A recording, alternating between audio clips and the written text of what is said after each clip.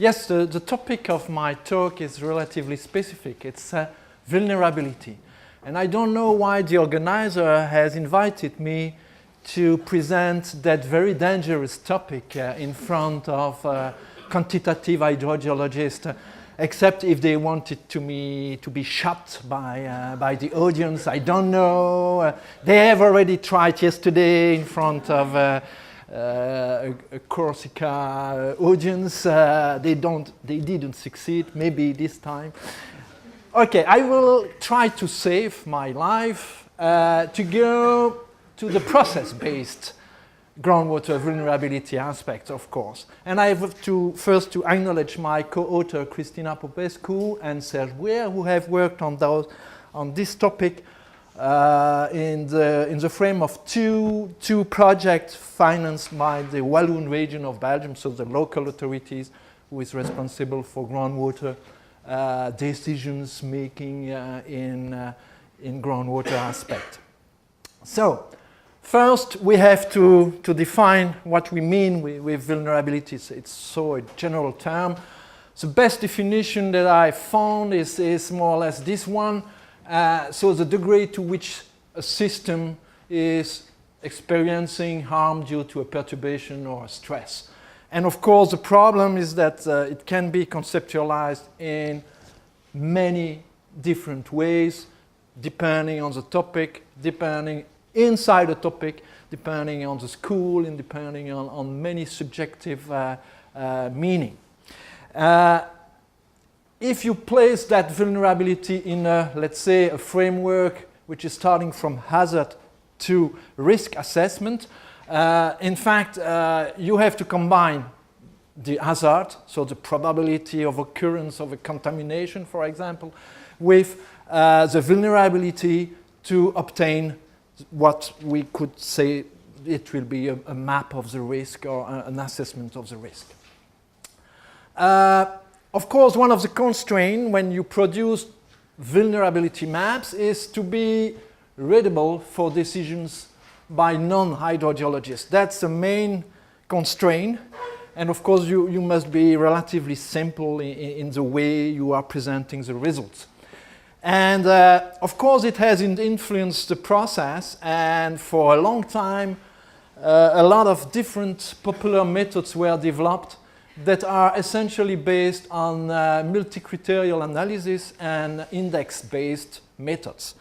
And of course, you have maybe heard about all those acronyms, drastic, syntax, AVI, GOT, and so on, published for a long time, from a long time already in '87, but some are more recent. That's the French version of that, Paprika, and many others. But the problem of all those techniques, all those methods, is that it's fully empirical. It's providing different results. If you try those techniques on the same catchment, even if it's well parameterized, well known, and so on, you will find quite different results. Of course, there are so many empirical things there. And of course, this tends to discredit vulnerability studies. And even if you try the same technique with different users on the same catchment with the same data, you will find different results as well. So that's completely bad for the profession of hydrogeologist and for the reputation of the profession and so on and so on. So we need process-based approaches, or to try to go in that direction at least. First of all, objective must be clear. For example, if we are dealing with groundwater quality issues, are we dealing with intrinsic or specific vulnerability? What I call intrinsic vulnerability is, in fact, all the physical, geological, hydrogeological characteristic of your system in response to, let's say, an input of a conservative ideal solute contaminant. So this is what we call in the literature intrinsic vulnerability. What is specific, of course, it is introducing the fact that if you have a specific contaminant, you can have a specific behavior of it. in terms of biogeochemical aspects, for example. And so if you introduce that in your rezoning, you are going to determine a specific vulnerability. For example, specific vulnerability to nitrates or to other compounds. If you, of course, want to use this vulnerability in your estimation of your risk, you have to add the probability of your hazard.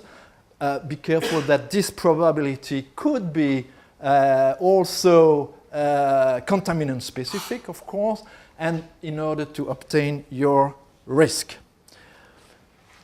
The second point that must be clear is what are the objectives? Do you want to protect the source, or do you want to protect more generally the resource in general? That's what is the target, in fact, of your pathway. Imagine that you have injection of a contaminant at the surface here. The first target is, let's say, the water table of the saturated medium here. So you can estimate that the first pathway, which should be represented or simulated in order to estimate what is the groundwater resource vulnerability, is this, the trajectory from the surface to the saturated zone. Groundwater resource vulnerability maps. If you want to protect a source, a well, a pumping well, a spring, then you have to take into account that second pathway in the saturated zone as well, and then it's called a groundwater source vulnerability that you are looking for. Then, for being process-based, in a driver pressure state impact response concept, probably you have already heard about that concept, what could we do? First, we have to detect what are the main processes, what are the key processes that are influencing the impact. And indeed, to model them, conceptually simplified, of course, for a reliable assessment at the considered scale, of course, depending on the scale that you are dealing with. So my talk will be about two propositions for process-based methodologies. One is based on defining and combining criteria to quantify how severe could be the impact for one typical given pressure that you prescribe to your system. And a second one, which is, let's say, more general in theory, which is calculate the impact sensitivity to changes in pressure. Those two techniques will be exposed now with some example. And of course, in the head, the final result that we have to produce map.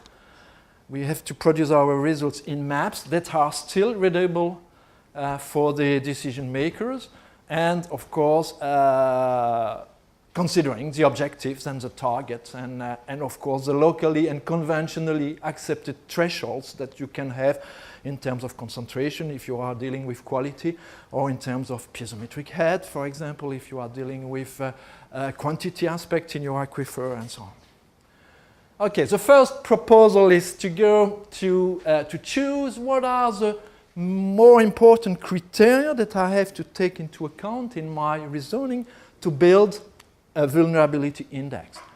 And I take the example of a contamination and the groundwater resource mapping. So the target is the water table, so the pathway is from the surface to the saturated zone.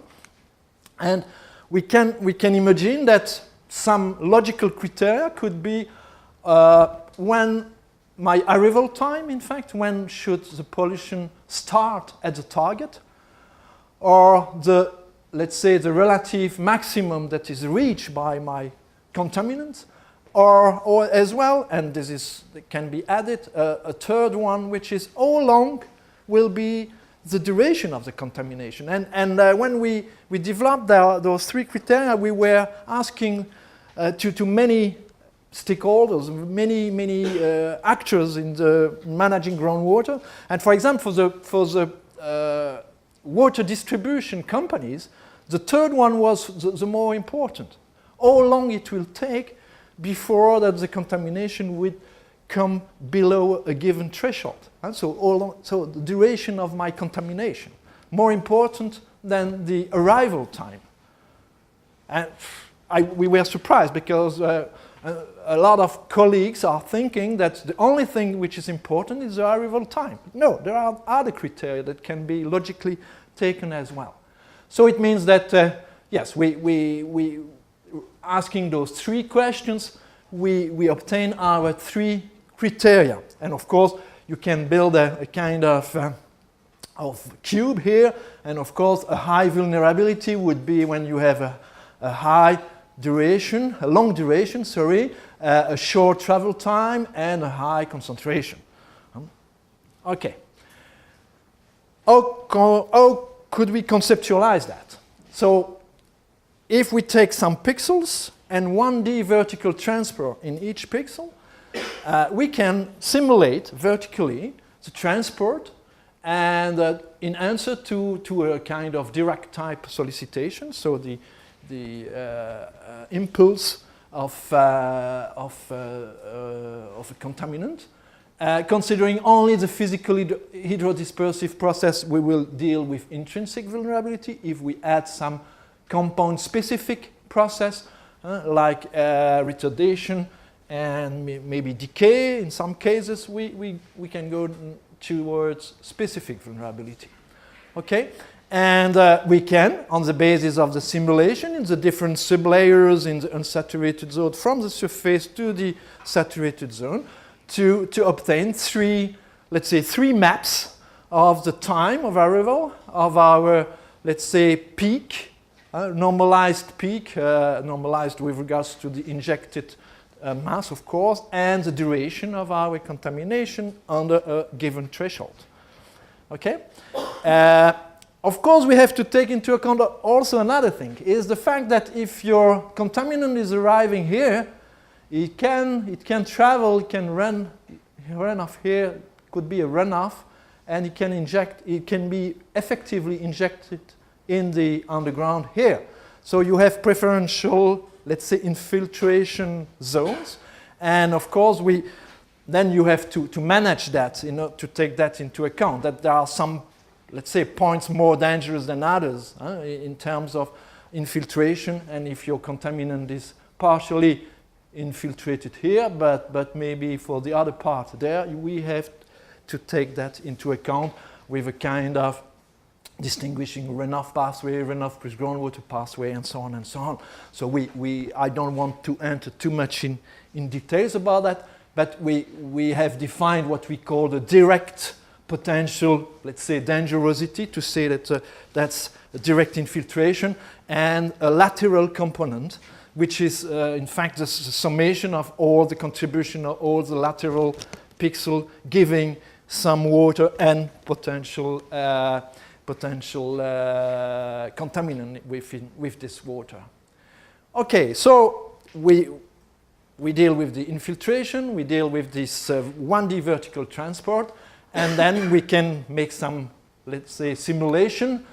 And in practice, of course, for computational simplification, we can define different classes, let's say, or zones with similar hydrogeological properties and behavior, so that we can optimize the way to compute this transport, this 1D vertical transport, and we obtain the map for the three criteria that I defined before. Of course, at the end, but then it's not anymore probably our main task, a conventional agreement is needed in order to combine, or we will use those three criteria to build let's say, a global index of vulnerability. And as I said, for the water distribution company, that the third one is more important, but maybe for the guy of the administration, maybe the first one, which is more important. And they can be, let's say, very intricate discussion about that. But of course, at that point, we stop. That's the decision makers that have to define their priorities, in fact. Okay, what's happening now? Oh.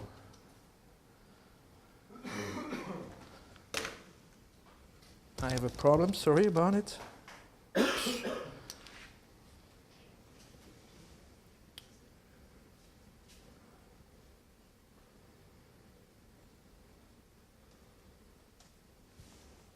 Okay, now maybe. Okay. So I just want to show you one application. In fact, there are ongoing applications in the frame of a contract that we have at the moment with the Walloon region, and there are the collaborators that are working on this APSU project. And I will just show you some results about this basin here, Neblon Basin, which is mostly a limestone basin with sandstone as well. And here, of course, I can present you different, let's say, intermediate maps. That's the hydrogeology maps with the limestone, the sandstone, the piezometry. Of course, we need the thickness of the unsaturated zone. We need, of course, a map of the soil. We need the map of the slopes, and so on, and so on, and so on. I had to say that the pixel that we have used on that example is 10 meter, so 10 meter by 10 meter pixels. Thickness of the soil, and so on and so on. And here I have named the dangerosity, so the direct dangerosity coefficient, so how far my direct infiltration is important. That's the map for the direct one, and then the lateral one, which is the sum of the contribution of the lateral one. Of course, when you are at a lower point with a lot of different pixels around giving some water, you have a higher dangerosity, lateral dangerosity. And it gives results a little bit like that with time of arrival. In red, you have the very short time. In green, the longer time, 50 years in green, and lower than 24 hours in red. Of course, the area near the rivers are in red because we are very near the soil, the surface, and so the time is very short. And for the, let's say, attenuation, so it's in fact my relative peak of concentration, you have that map, and for the duration of the contamination, you have these kinds of maps. And of course, the combination of those, that's not our problem. That's, in my opinion, not my problem anymore. I have started to discuss that with the administration and the decision makers, but it was so intricate that I gave up, and I say, yeah, you are deciding what you want to do. Okay, so the key step of this first methodology, you have to decide about the main process. You have to decide about the pixel size according to the needed resolution and available data. You have to identify the most appropriate simplification that you want. You have to choose the modeling tool, and of course, that's my opinion, you have to keep the conventional part for the end, where you combine possibly the time, the peak concentration, and the duration. The second proposition that I do is based on the sensitivity calculation. That's mostly some results were published in Groundwater in 2013, and I have to acknowledge there the work of Jean Beaujean and Jean-Michel Lemieux from University of Laval now, but he was in Liège at that time. Reflecting, so the sensitivity calculation reflecting all the pressure on the state induce an impact. So all this impact here that I can call a downstream factor is changed by the change of pressure that I can name upstream factor. So we have this, in fact, so the downstream factor, the upstream factor variation. And if I take the example of a hydraulic head, so my hydraulic head change due to a change of recharge, for example, in terms of quantity. My downstream factor is then the hydraulic head in my aquifer, and the upstream factor is the change of recharge. So that's the way we can conceptualize that sensitivity of the system. Of course, calculating sensitivity, there are different techniques. We can observe that differential approaches are more convenient for sensitivity calculated at each location of the domain. For example, each point where you want to have the hydraulic head with respect to a change in a pumping rate at a well or something like that. So it is in fact completely convenient for resource sensitivity. So the whole groundwater domain is a target. And if you are going to variational approaches, then this is more convenient for source sensitivity. So in fact, the sensitivity in one single point with respect to a change in each other location, for example. And so it is one groundwater point that is the target, as it is the definition of source sensitivity. Then you have the sensitivity, but you have to define the vulnerability. What is the difference between sensitivity and vulnerability? The fact that you can be near the threshold or you can be far from the threshold. So you have to, let's say, to normalize your sensitivity by the state of your system relative to the given threshold. Of course, so you can, for example, divide this by this ratio, which is the current state on the threshold for which the system is assumed to be damaged. And so you can have then a vulnerability. Of course, you can still have some units there, and of course you can normalize this vulnerability if you divide, in fact, by the maximum of your sensitivity. So you can normalize this vulnerability if you divide by the S maximum, so the maximum of your sensitivity, in order to get rid of your units and to be between 0 and 1. Okay, that's the reasoning, and I would like to give you an example of application, which is on let's say an artificial example, a geostatistical reconstruction published by our colleague Peter in 2011. Probably, and so it's a reconstruction of, let's say, a fluvio-glacial aquifer, and here you have the hydrophaseous, and you have the, let's say, the hydraulic conductivity distribution, which is shown here with that scale of hydraulic conductivity.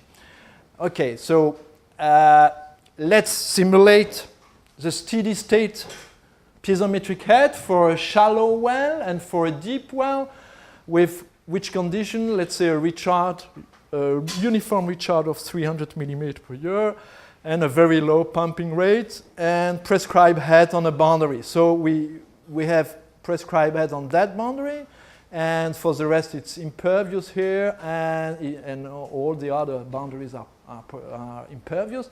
And you have a shallow well here pumping, and you have the recharge arriving, and so you can see the streamline that you can find. So you can see how the contrast in hydraulic conductivity are influencing the flow. So this is just a very simple model with a steady state simulation for different wells, one pumping here and the other one deep well pumping in the second, let's say, the second aquifer, the second zone of more conductive zone here. Okay, what we can try with that? A resource vulnerability to an increase of water production in the shallow well. Okay, let's have our downstream factor is the hydraulic head. The cause, so the upstream factor is the change in discharge in the shallow well.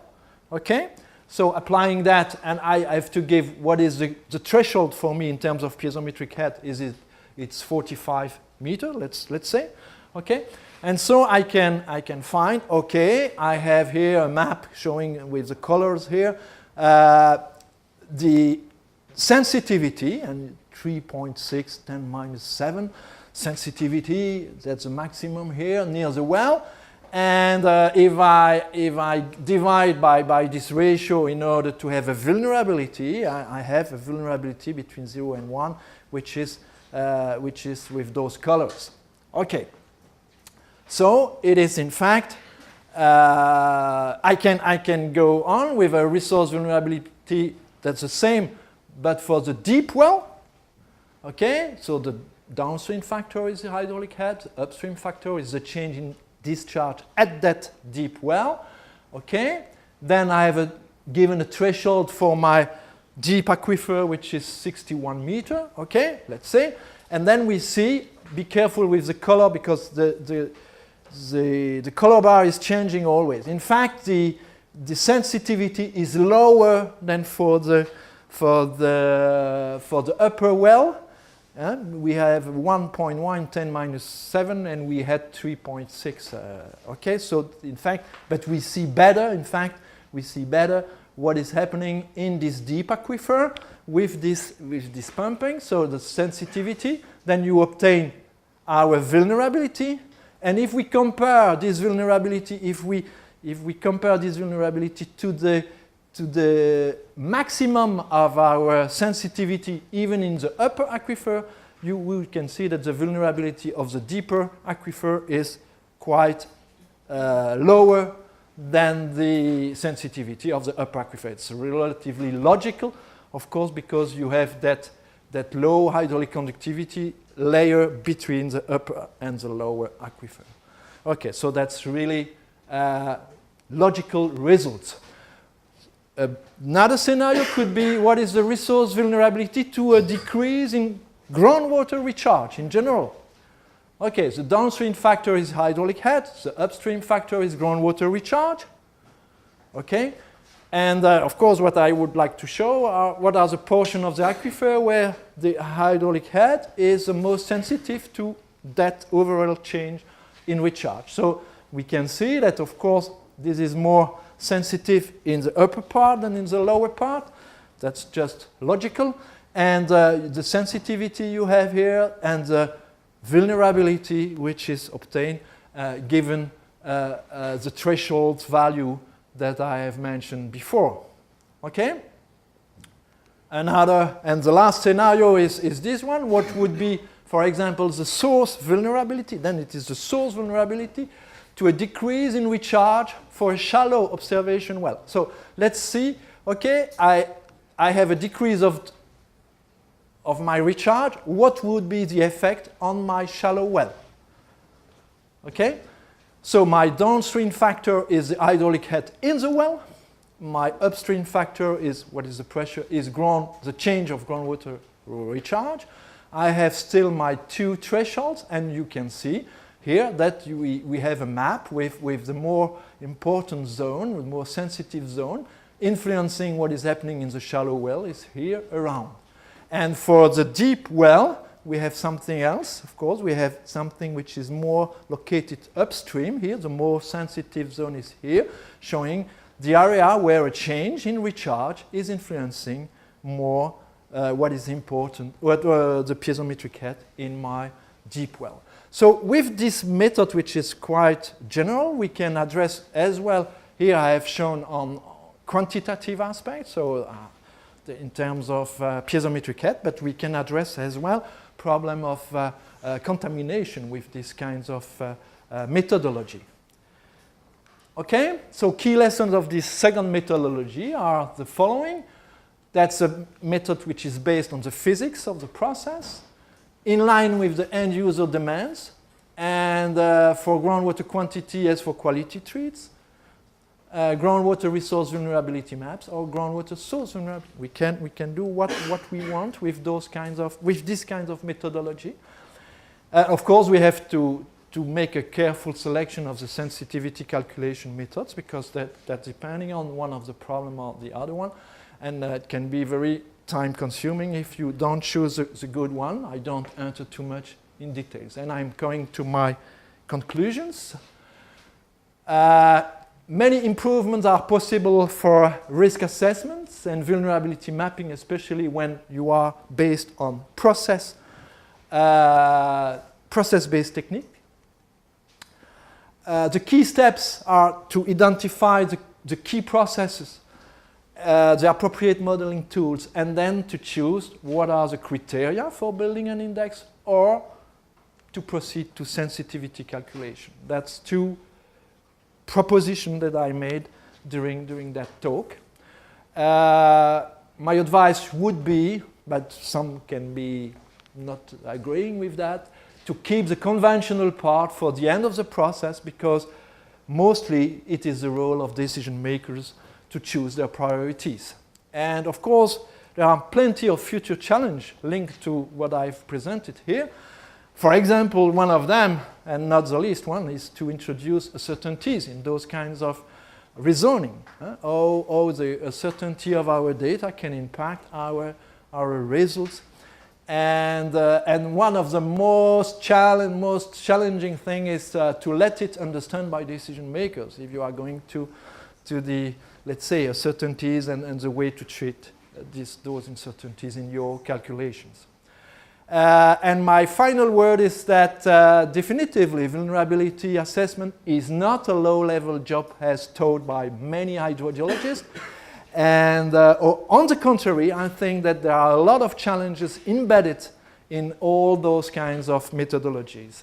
And I thank you very much. And I take the opportunity for advertising a book that will be published in August.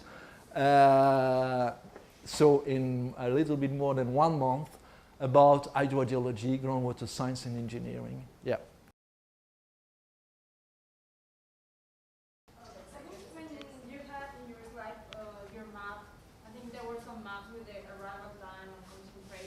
Yeah, yeah. You want to, yeah, I take this back.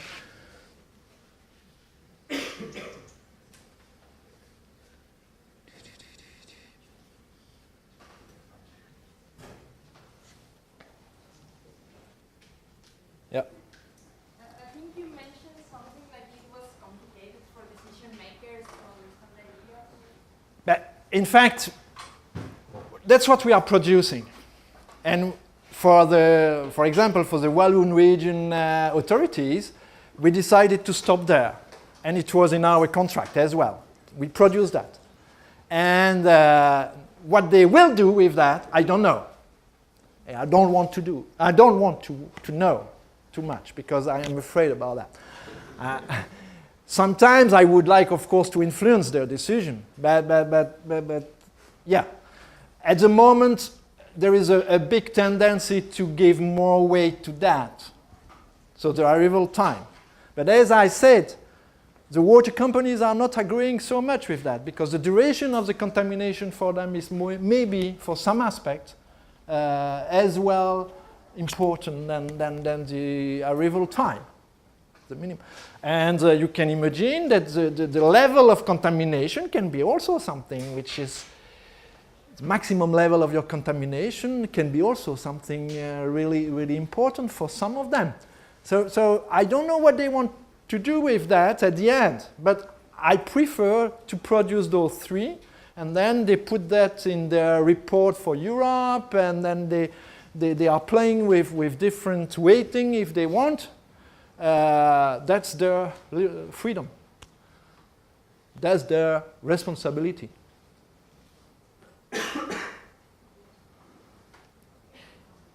Well, people are still thinking about the question. I actually have a question. And so, first, you said that you rather keep those conventional things, as you told at the end. Yeah. At the end. And there was another thing that I just saw, that most of these approaches in terms of groundwater quality issue assessment stuff, I'm not into this stuff, was published in the 90s. So my question is, was that very different back then? And can you, like, clearly there was some development going on in the last 20 years, and can you probably give us some insights in those developments happening? Solute transport simulation has not changed from the 19th to now if you are doing that at that kind of scale. Of course, we are not interested here to see what is happening at the pore scale. We have to take into account the scale at which we are playing. I don't know what you had in mind when you say that most of the references are from the 19s, but the reference that I mentioned here are the beginning of that century, because those main concepts were first developed at that time. But this is now that we are applying that. That's the problem also that we can have with some, let's say, administrative decisions that are really delayed in the way to take those decisions. But I think that it's still very, very, I think, actual in terms of. No, I just meant the ones that you mentioned at the second slide or so, and you said these approaches are all very different. Ah, those are really old. Yeah, sure. No, but that's clear. But it's okay. But it's you have not. Please. There were also some new ones. Please. Paprika is 2011, that's true. and that's bullshit. Sorry for the French guys who are participating to, but I think they are not in that room. Anyway, just came to my mind. A question? Yeah. You said that the decision of the weighting at the end must be given to the decision makers. But I mean, why? Do you think? Do you still give them like maybe a optimistic scenario, pessimistic scenario? Well, we can prepare a very, very different scenario for them, but at the end they will have to decide. I think that if I'm looking in Walloon region, so in my local region where those maps will be used and are being used, the main aim, the main objective in their mind is to help to the decision when there is a new activity planned to put somewhere, let's say an industrial activity, and so a hazard of contamination that could be located somewhere. So they want then to go to those vulnerability maps. They will convolute that with the possible probability of occurrence of an accident, of a contamination, and then to obtain a risk, and maybe they will decide, oh no, that's not there that you have to put this industrial new activity, but maybe 300 meters further, or 500 meters, or you have to find another place, not far, not especially far, but which is more convenient in terms of protection of groundwater resource.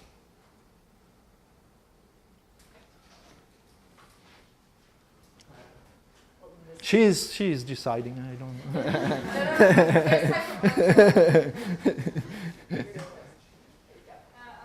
have a second question. In your sensitivity analysis, you were mentioning cases like a change in the groundwater level. Yeah. But have you also considered extreme events like a flood event? We could, no problem. We can introduce a stress which is depending on on those kinds of flood events. So a huge recharge. Why not? Or a huge contamination as well, because very often where you have some floods, you can have some contamination as well. We can play with any kind of let's say stress factors.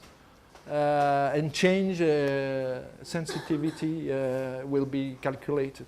No problem, I think. No methodological problem. Of course, in practice, you have to conceptualize it, and then you have to. Yeah. Yesterday, some of the talks talked about the concept of uncertainty. Yeah. Do you think it's best for you to tell stakeholders how to understand uncertainty, or is it best to ask them for a measure of uncertainty that they will be able to understand? I don't know. I don't know at that point. No, sorry, but yeah. The experience that I have, that when I discuss about uncertainty, they are afraid about that. And they should not be afraid. On the contrary, because a decision maker, that's what he has to do, is to play with uncertainty in the decision. But they don't like the idea because it's too complex in their mind, I don't know. So we have to be very pedagogical in the way to explain how it can influence the results, and sure. But yeah, that's a huge challenge. Anyway. Yeah. Looking at your first representation of the vulnerability of the Neblon, it was brown. It was all vulnerable. It looked like, you know, when you combined all three of the aspects, it looked very vulnerable. And it brought to mind that, honestly, you may well conclude that, my God, it's all vulnerable. And then it really, particularly when you start thinking about extreme contaminants that are very, you know, that could be dangerous at very low levels, pesticides, etc., then one might conclude that, you know what, we have to just simply look at this and say, we need to make our activities such that 1 meter below the activity you can drink the water. And is there not such an overarching conclusion that you're really suggesting implicitly, given the... That was not my intention, but yeah, you are maybe right, that it's maybe too extreme in that way, yeah. Well, I don't know if it's too extreme. Yeah, I don't know, in fact, but it's in fact, you can play with those results as you want, because... And the map to the left of those three yellowish, green, orangey maps. The one right before that.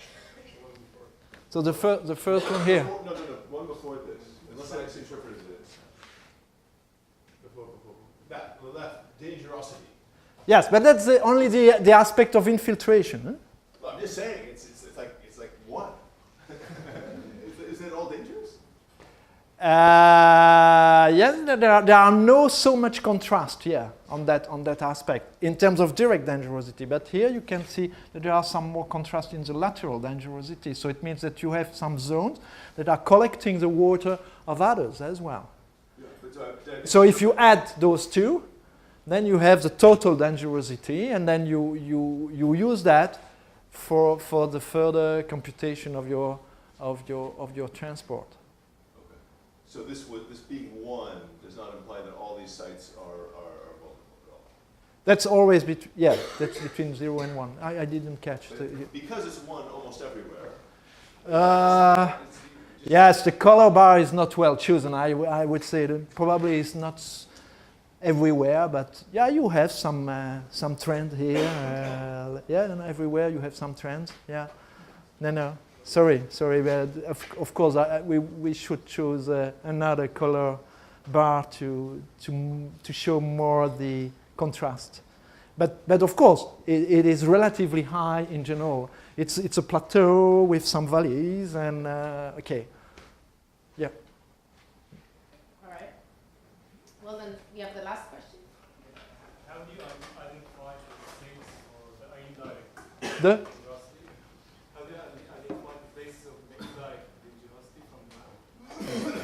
I didn't catch, sorry. You said this is for infiltration direct, and this is for the indirect, right? Lateral, yeah. So how do you define the spots that has viscosity? So it's, I can show you some of the calculation. Maybe I have that in reserve somewhere. Yeah, those kinds of, oops.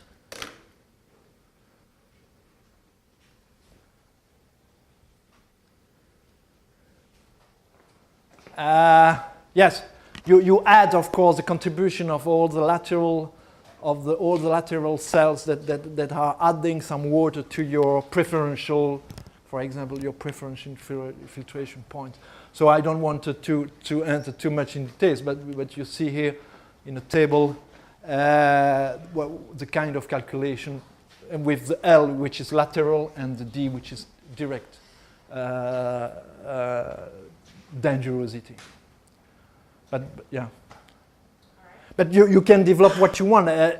In fact, you can be very complex in the way, complex and very rigorous in the way you describe the surface flow. You can be relatively, also you can choose to simplify it also, depending on the complexity and the scale at which you want to work.